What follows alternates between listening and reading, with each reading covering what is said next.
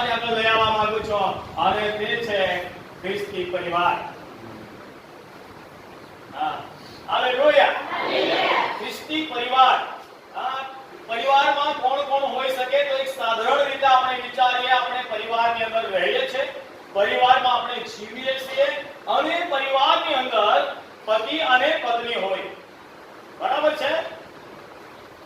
મારા તરફ જોજો અને થોડા કે ઉત્સાહિત થઈને સાંભળશો તો મને પણ આનંદ થશે કે તમે સાંભળી રહ્યા છો. ખ્રિસ્તી પરિવાર, પવિત્ર શાસ્ત્ર બાઇબલ આપણને શું શિક્ષણ આપે છે આપણા પરિવારને સંબંધી, એ વાતો હું તમારી આગળ લઈ આવવા માંગુ છું.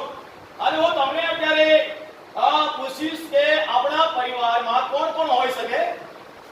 એક, બોલો ભાઈઓ, બોલો, પતિ અને પત્ની, અને પછી એની સાથે સરવાળો થાય ત્યારે બાળકો. હાલેલુયા.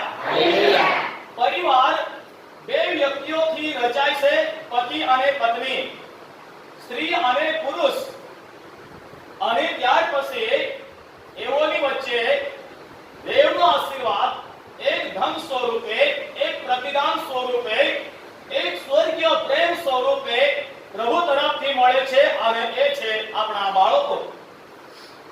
એ આપણને એક વિશેષ આશીર્વાદ દેવ તરફથી મળે છે એક ખ્રિસ્તી કુટુંબની અંદર. હાલેલુયા. તો આજ આ ખ્રિસ્તી પરિવારે કેવી રીતે પોતાનું જીવન આ પૃથ્વી પર જીવવું જોઈએ એના વિશે પવિત્ર શાસ્ત્ર બાઇબલ કઈ વાતો આપણી આગળ આપણી સાથે વાતો કરે છે તેના વચનો દ્વારા, અને તે વાતો આપણે આજે શીખવા માંગીએ છીએ. તો ઝડપથી જઈશું. એફેસીનો પત્ર એનો 5મો અધ્યાય અને તેની 22મી કલમ. પત્નીઓ જે પ્રભુને તેમ પોતાના પતિઓને આધીન રહો. 23મી કલમ. કેમ કે જેમ ખ્રિસ્ત મંડળીનો શિર છે તેમ પતિ પત્નીનું શિર છે, વળી ખ્રિસ્ત શરીરનો ત્રાતા છે.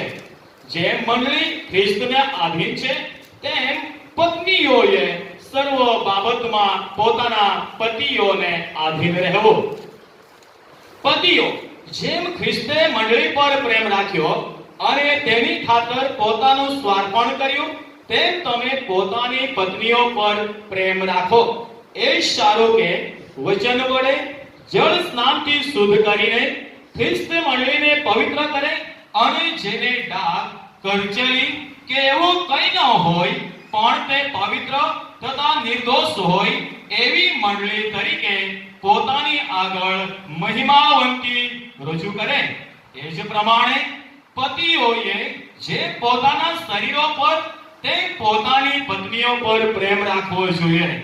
જે પોતાની પત્ની પર પ્રેમ રાખે છે તે પોતા પર પ્રેમ રાખે છે. કેમ કે કોઈ માણસ પોતાના દેહનો દ્વેષ કદી કરતો નથી, પણ તે તેનું પાલન પોષણ કરે છે, જે પ્રભુ પણ મંડળીનું કરે છે તેમ. કેમ કે આપણે તેના શરીરના અવયવો છીએ. એ માટે પુરુષ પોતાના મા બાપને મૂકીને પોતાની સ્ત્રીની સાથે જોડાઈ રહેશે અને તેઓ બંને એક દેહ થશે. આ મોટો મર્મ છે. પણ હું ખ્રિસ્ત તથા મંડળી સંબંધી કહું છું, તો પણ તમારામાંનો દરેક જે પોતાના પર તે પોતાની સ્ત્રી પર પ્રેમ રાખે, અને સ્ત્રી પોતાના પતિનો માન રાખે. વચનો પર પ્રભુ આશીષ આપે. પ્રિય મારા વહાલાઓ, પ્રભુના પ્રિય બાળકો તરીકે, ખ્રિસ્તી પરિવારો તરીકે આપણે આ જગ્યા પર ઉપસ્થિત થઈને બેઠા છીએ. મારો પરિવાર યા તમારો પરિવાર દેવ તરફથી નિર્માણ થયેલું છે, અને દેવે એટલા માટે નિર્માણ કર્યું છે કે મારા પરિવાર વતી અને તમારા પરિવાર વતી દેવનો મહિમા થાય. શું તમે એવો વિશ્વાસ કરો છો કે મારા પરિવારને અને તમારા પરિવારને દેવે પોતાની ઈચ્છામાં અને દેવના મહિમાના માટે નિર્માણ કર્યા છે? શું તમે માનો છો? તો જોરદાર પ્રભુને તાળી આપીએ. જોરમાં તાળી આપીએ કે જો દેવે મારા પરિવારને અને તમારા પરિવારને નિર્માણ કર્યા છે તેના મહિમાને માટે, તો આપણે ધન્ય પરિવારો છીએ. જોરદાર તાળી આપો.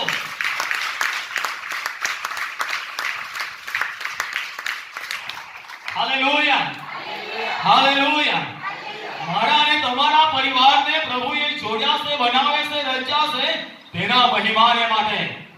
અને પરમેશ્વર ચાહે છે કે આપણા ખ્રિસ્તી પરિવારો જેટલા બી આપણા જગ્યા પર બેઠા છીએ, પ્રભુમાં આપણે સમૃદ્ધ બનીએ, પ્રભુની અંદર આપણો પરિવાર સ્વચ્છ રહે, પ્રભુની અંદર આપણો પરિવાર આશીર્વાદિત બને, એના માટે પરમેશ્વરે આ વચનો આપ્યા છે. આપણે આપણા પરિવારની અંદર એક પતિ પત્ની તરીકે રહીએ છીએ અને દેવનું વચન કહે છે કે આપણો પરિવાર એક સમૃદ્ધ બને, આશીષિત બને, સ્વચ્છ બને, સુંદર બને અને ધનાઢ્ય એક કુટુંબ બને. એના માટે દેવના જે વચનો છે એ વચનોને આપણો પરિવાર અનુસરતો હોય એ પરમેશ્વરની ઈચ્છા છે. અને એવું કરવાને માટે આ વચન આપણને પહેલ કરે છે. જો આપણે આ વચનોને અંગીકાર કરીએ છીએ, એનો આદર કરીએ છીએ અને એ પ્રમાણે પતિ પત્ની તરીકે આપણા ઘરની અંદર એક ખ્રિસ્તી જીવન જ્યારે આપણે જીવીએ છીએ, ત્યારે આપણો જે પરિવાર છે ખ્રિસ્તી પરિવાર એ પ્રભુમાં સમૃદ્ધ બનશે, ટકાઉ બનશે, આશીષિત બનશે અને સ્વચ્છ અને સુંદર બનશે કે જે પરમેશ્વરના મહિમાને માટે હોય. હાલેલુયા. અને એટલા માટે કંઈક સૂચનો આપે છે દેવનું વચન આપણને. કયા સૂચનો આપે છે? પહેલી વાત કે તે સ્ત્રી છે અથવા પત્ની છે એને દેવનું વચન એવું કહે છે, પત્નીઓ જેમ પ્રભુએ તેમ પોતાના પ્રભુને તેમ પોતાના પતિઓને આધીન રહો. બહુ મોટી વાત છે. આ નાની સૂની વાત નથી. હાલેલુયા. સૌપ્રથમ બહેનોને માટે પ્રભુનું વચન એવી વાત કરે છે કે જેઓ પરિવારની અંદર છે, પત્નીઓ જેમ પ્રભુને તેમ પોતાના પતિઓને આધીન રહો. કેમ કે જેમ ખ્રિસ્ત મંડળીનો શિર છે તેમ પતિ એ પત્નીનો શિર છે, વળી ખ્રિસ્ત શરીરનો ત્રાતા છે. પવિત્ર શાસ્ત્ર બાઇબલ એવું બતાવે છે કે જે સમયે પતિ પત્ની એક પરિવારની અંદર જોડાય છે ત્યારે તેઓ બે નથી, તેઓ એક છે. એક કુટુંબ છે. પતિ પત્ની તેઓ અલગ છે, પરંતુ તેઓ અલગ નથી, તેઓ એક છે. કેમ કે પવિત્ર શાસ્ત્ર બાઇબલ બતાવે છે. અને એના વિશે તમે વાંચો તો 31મી કલમ કહે છે કે તેઓ એક નથી, પરંતુ તેઓ એક શરીર રૂપ થયા છે. અને એટલા માટે પત્નીને માટે પ્રભુનું વચન છે કે પતિઓને આધીન રહેવો બધી જ વાતોમાં. પતિ કામ પરથી આવે છે યા પછી થાકેલી હાલતમાં આવે છે, એનો આદર કરવો, એને આધીન રહેવો, એને પ્રેમ કરવો બધી જ વાતોની અંદર. નાની નાની દરેક વાતોમાં પ્રભુનું વચન કહે છે કે આપણે એને આધીન રહેવું જોઈએ. બોલવામાં પણ, વાણી વર્તનમાં, બધી જ વાતોમાં એને આધીન થવું. કેમ કે એ શિર છે, માથું છે. એને જ્યારે આધીન આપણે ના રહીએ તો માથા વગરનો માનવી જોઈને આપણને ડર લાગે છે કે નહીં? આને ત્યાં જાતનું થાય અને એ આપણે સમજી લેવાનું. અહીંયા નીચે જ્યારે આપણે જોઈએ છે આ એક પત્નીની વાત આવી અને ત્યાર પછી પણ એ ઉમેરે છે કે જે મંડળી ખ્રિસ્તને આધીન છે તેમ પત્નીઓએ સર્વ બાબતમાં પોતાના પતિઓને આધીન રહેવું. આપણે થોડીક હિન્દીમાં પણ વાંચી લઈએ. હિન્દી પવિત્ર શાસ્ત્ર બાઇબલની અંદર કયા શબ્દો ઉલ્લેખવામાં આવ્યા છે અને એ તમને પણ સાંભળવાનું ગમશે. एफएसी 5 यानी 22वीं कलम की पति और पत्नी किस तरह अपने परिवार में रहना है उसके बारे में हिंदी में पवित्र शास्त्र बाइबल क्या बात करता है ये हम पढ़ेंगे. हे पत्नियों, अपने अपने पति के ऐसे अधीन रहो जैसे प्रभु के, क्योंकि पति पत्नी का सिर है, जैसे कि मसीह कलीसिया का सिर है और स्वयं ही देह का उद्धार करता है. पर जैसे कलीसिया मसीह के अधीन है वैसे ही पत्नियां भी हर बात में अपने अपने पति के अधीन रहना. हालेलुया. દેવનું વચન આપણને આદેશ આપે છે. હવે આપણે આગળ વધીએ તો ત્યાં 25મી કલમ. હવે આવે છે ભાઈઓનો વારો કે જેઓ પતિઓ તરીકે પરિવારની અંદર છે અને એની જવાબદારીઓ છે. 25મી કલમમાં કહે છે, પતિઓ જેમ ખ્રિસ્તે મંડળી પર પ્રેમ રાખ્યો અને તેની ખાતર પોતાનું સ્વાર્પણ કર્યું, તેમ તમે પોતાની પત્નીઓ પર પ્રેમ રાખો. એ સારું કે વચન વડે જળ સ્નાનથી શુદ્ધ કરીને ખ્રિસ્ત મંડળીને પવિત્ર કરે, અને જેને ડાઘ કરચલી કે એવું કંઈ ન હોય પણ તે પવિત્ર તથા નિર્દોષ હોય એવી મંડળી તરીકે પોતાની આગળ મહિમાવંતી રજૂ કરે. એ જ પ્રમાણે પતિઓએ જે પોતાના શરીરો પર તે પોતાની પત્નીઓ પર પ્રેમ રાખવો જોઈએ. જે પોતાની પત્ની પર પ્રેમ રાખે છે તે પોતા પર પ્રેમ રાખે છે. Hallelujah, hallelujah. જે રીતે પત્નીને પ્રભુનું વચન કહે છે, એ રીતે પતિની પણ એક જવાબદારી બને છે કે આપણો પરિવાર સમૃદ્ધ બને, પ્રભુની અંદર આશીષિત બને. એના માટે જે પતિ છે એમને પણ પ્રભુનું વચન કહે છે કે તમારે પત્ની પર પ્રેમ રાખવાનો છે, જેમ ખ્રિસ્તે મંડળી પર પ્રેમ રાખ્યો. મંડળી પર ખ્રિસ્તે કેવી રીતે પ્રેમ રાખ્યો? તો તેણે મંડળી પર એવી રીતે પ્રેમ રાખ્યો, કલવરીના ક્રૂસ પર પ્રભુએ પોતાનો જીવ આપ્યો. શું આપ્યો? ભાઈઓ ધ્યાનથી સાંભળજો. ક્રૂસ ઉપર મંડળીને માટે પ્રભુ ઈસુએ પોતાનો જીવ આપ્યો, લોહી વહેવડાવ્યો અને મંડળીને પ્રેમ કર્યો. એ જ રીતે બધી જ વાતોની અંદર આ પત્નીઓ જે છે તે દરેક પત્નીઓને પતિઓએ પ્રેમ કરવો જોઈએ. પ્રભુ ઈસુ ખ્રિસ્તની સમાન બલિદાન યુક્ત પ્રેમ પત્નીઓને કરીએ. Hallelujah, hallelujah. જ્યારે આપણે એ રીતે કરીએ છીએ, પતિઓને આધીન હોય છે બધી જ વાતોની અંદર. એ જ રીતે પતિઓ પણ પત્નીઓ પર જે રીતે ઈસુ પ્રભુએ પ્રેમ કર્યો મંડળી પર, એ રીતે જ્યારે આપણે એકબીજાને આધીન થઈએ છીએ, એકબીજાને આપણે પ્રેમ કરીએ છીએ અને એકબીજાનો આદર કરીએ છીએ, માન અને સન્માન કરીએ છીએ, ત્યારે આપણો જે પરિવાર છે એ જે રીતે પ્રભુ ઈસુએ મંડળીને માટે પોતાનો જીવ આપ્યો, લોહી વહેવડાવ્યો, એટલા માટે કે મંડળી પવિત્ર બને, નિર્દોષ બને અને મહિમાવંતી બને અને તે દેવની આગળ એક નિર્દોષ માલુમ પડે. એ માટે પરમેશ્વર પિતાએ એના પુત્ર દ્વારા એ મંડળીને પ્રેમ કર્યો. હાલેલુયા. એ જ રીતે જ્યારે આપણે પણ પતિ પત્ની તરીકે ખ્રિસ્તી જીવન જીવીએ છીએ, ત્યારે એકબીજાને આપણે આધીન જીવન જીવવાનું છે અને એકબીજાને ગાઢ પ્રેમ કરવાનો છે. એવો ઉપર ટપકો નહીં. હાલેલુયા. અને જ્યારે આપણે એવી રીતે આપણું જીવન ખ્રિસ્તી પરિવારમાં આપણે જીવીએ છીએ, ત્યારે જે રીતે પ્રભુએ એ મંડળીને પોતાના લોહી દ્વારા શુદ્ધ કરી, એને આશીષિત કરી, એને પવિત્ર કરી, એ રીતે આપણો જે પરિવાર છે પણ તે સ્વચ્છ બનશે, સુંદર બનશે અને દેવને મહિમા આપનારો પરિવાર બનશે.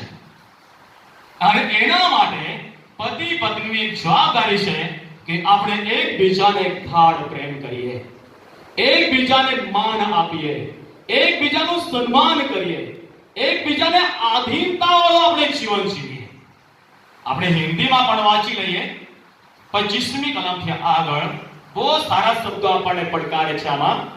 હે પતિઓ, अपनी अपनी पत्नी से प्रेम रखो, जिसका मसीह ने भी कलीसिया से प्रेम करके अपने आप को उसके लिए दे दिया कि उसको वचन के द्वारा जल के स्नान से शुद्ध करके पवित्र बनाए और उसे एक ऐसी तेजस्वी कलीसिया बनाकर अपने पास खड़ी करे जिसमें ना कलंक, न चोरी, न कोई और ऐसी वस्तु हो, वरन पवित्र और निर्दोष हो.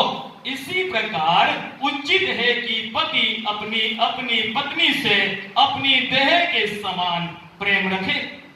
जो अपनी पत्नी से प्रेम रखता है वह अपने आप से प्रेम रखता है. Hallelujah, hallelujah. અહીંયા બહુ સારી રીતે વાત કરે છે પ્રભુનું વચન કે જે પતિ છે તે પોતાની પત્નીને ખૂબ જ પ્રેમથી શબ્દો ઉલ્લેખવામાં આવ્યો છે, તેજસ્વી કલીસિયા. આ મંડળીને માટે તેજસ્વી કલીસિયા, તો આપણા પરિવાર માટે પણ એ શબ્દો હોઈ શકે. આપનું પરિવાર તેજસ્વી હોય, સર્વશ્રેષ્ઠ હોય, સમૃદ્ધ હોય. પ્રભુના વચનોની અંદર સ્વર્ગીય આશીર્વાદોથી આપણો પરિવાર સમૃદ્ધ બને, અને એના માટે દેવના વચનો કહે છે એક ખ્રિસ્તી કુટુંબ તરીકે પતિ હોય કે પત્ની હોય, એકબીજાને સમર્પિત જીવન જીવવું. હાલેલુયા. શું તમે એવું કરશો? શું તમે એવું કરશો તો દેવ તમારા પરિવારને તેજસ્વી બનાવશે. આ ખ્રિસ્તી પરિવાર એક વહેતું ઝરણું છે.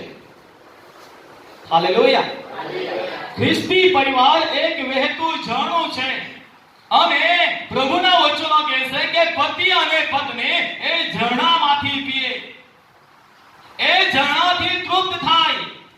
એ ઝરણાનું પાણી રસ્તાની અંદર વહેને નહીં જોવું જોઈએ. એ ઝરણાનું પાણી બીજા માટે ના હોય, એ તમારા માટે હોય. હાલેલુયા. અને જ્યારે તમે આવું કરશો તો તમારો જે પરિવાર છે તે સમૃદ્ધ બનશે, તેજસ્વી બનશે, અને તે પ્રભુમાં મહિમાવંત પણ બનશે. એ દેવના વચનો કહે છે, તમે વાંચો નીતિ વચનનું પુસ્તક મારી સાથે, તમે ખોલી લો 5મો અધ્યાય. એ એક વહેતું ઝરણું છે, એ પવિત્ર શાસ્ત્ર બાઇબલ બતાવે છે. અને એ જીવન આપણે કેવી રીતે જીવવું જોઈએ પતિ પત્ની તરીકે, તાકે આપણું જે પરિવાર છે તે ખ્રિસ્તી પરિવાર તરીકે લોકોની આગળ તેજસ્વી દેખાય, સુંદર દેખાય, સ્વચ્છ દેખાય, માન આપનારું બને.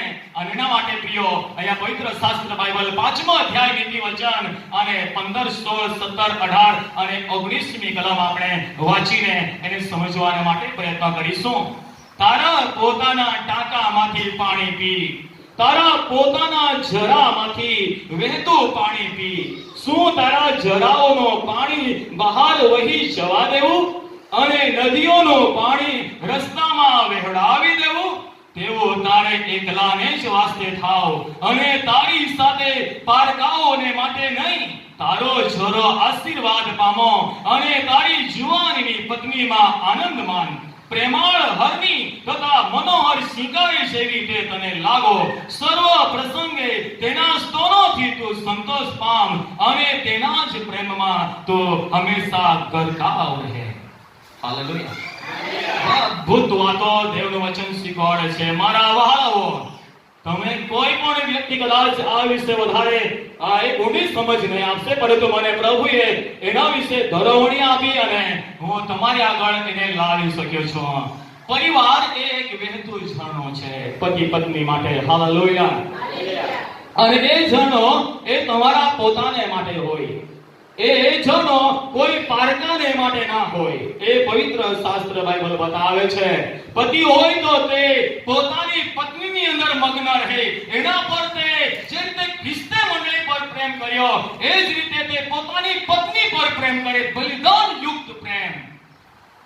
અને એ જ રીતે પત્નીએ પણ સર્વ વાતોની અંદર પોતાના પતિને આધીન થવું, એને માન આપવું.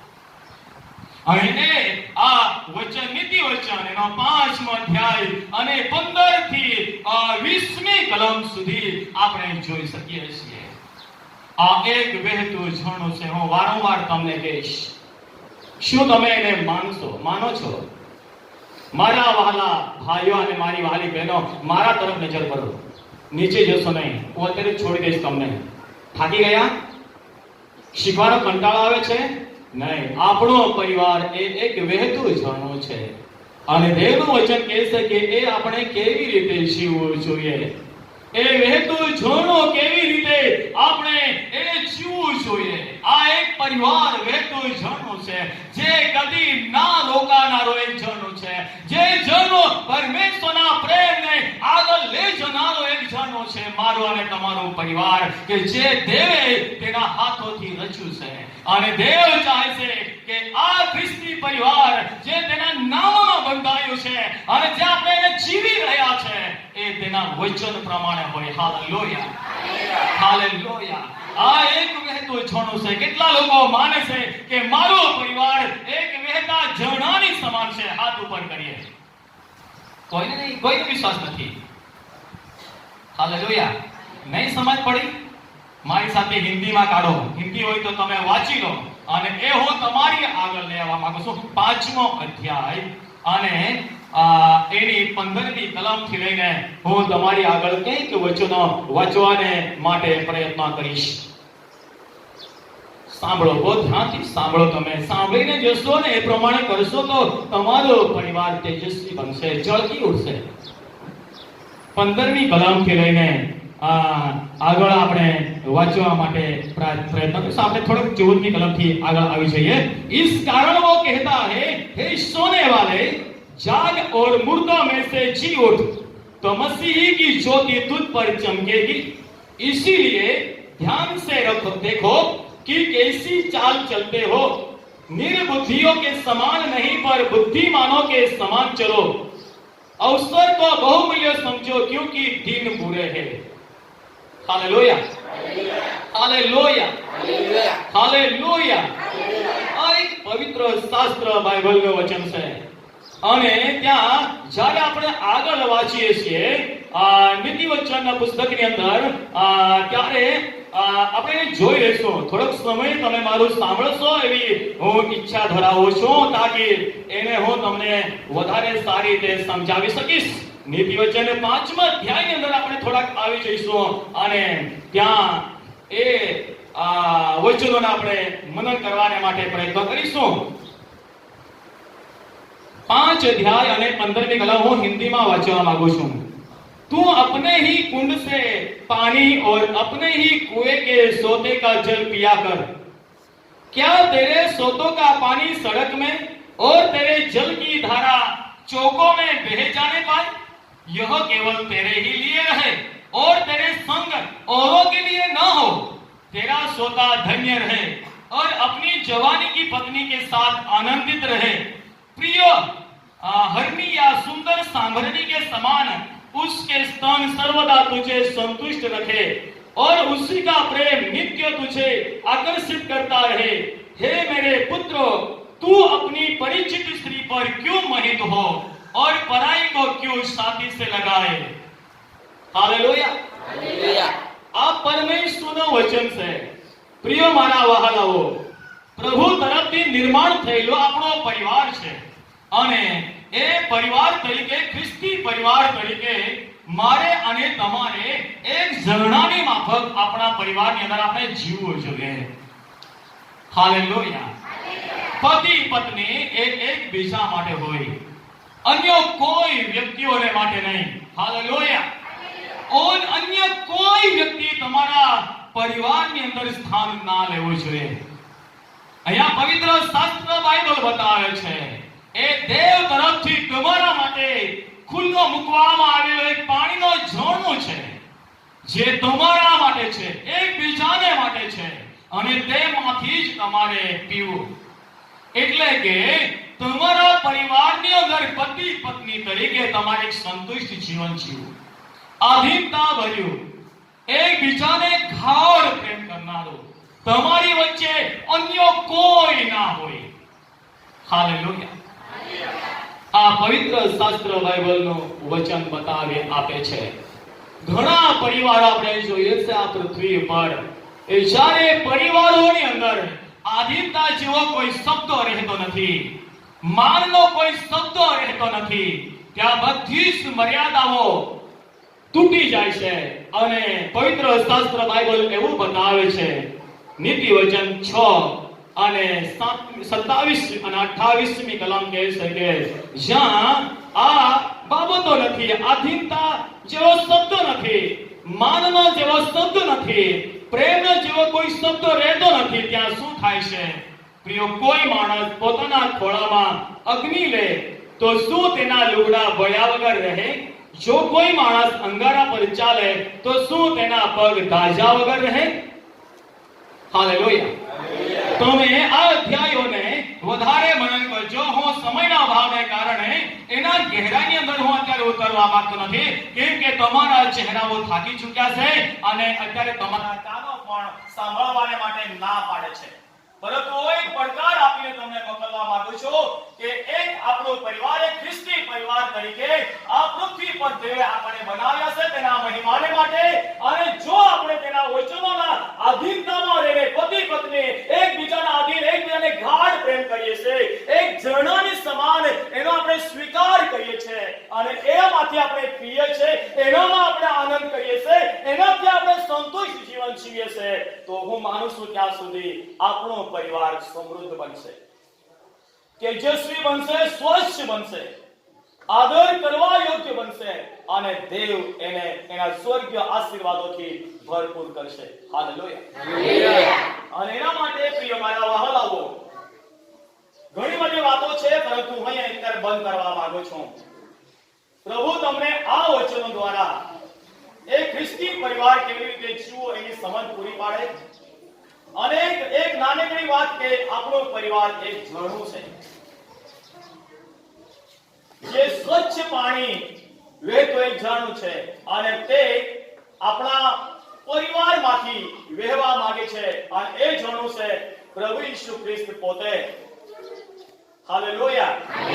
આપણા પરિવારમાં રહેવા માંગે છે, આપણા પરિવારની અંદર રહીને તે ઝરણો બનીને વહેવા માંગે છે, આપણા પરિવારને તે સમૃદ્ધ બનાવવા માંગે છે, આપણા પરિવારને તે આદરણીય પરિવાર બનાવવા માંગે છે, આપણા પરિવારને તે સ્વર્ગ રાજ્યના લાયક પરિવાર બનાવવા માંગે છે. અને એટલા માટે આ તકેદારી આપણે લેવાની છે દેવના વચનોમાંથી. આ ઝરણો, એનું જે પાણી છે એને તમારે સાઈડ પર કોઈ પણ જગ્યા પર વ્યસ્ત રીતે વ્યર્થ વહેવા ના દેવું. સમજાય છે? તમારે પતિ પત્ની તરીકે તમારા પરિવારની અંદર તમારે પ્રેમ કરવાનો છે. તમારો પ્રેમ અન્ય કોઈને તમે ના આપી શકો.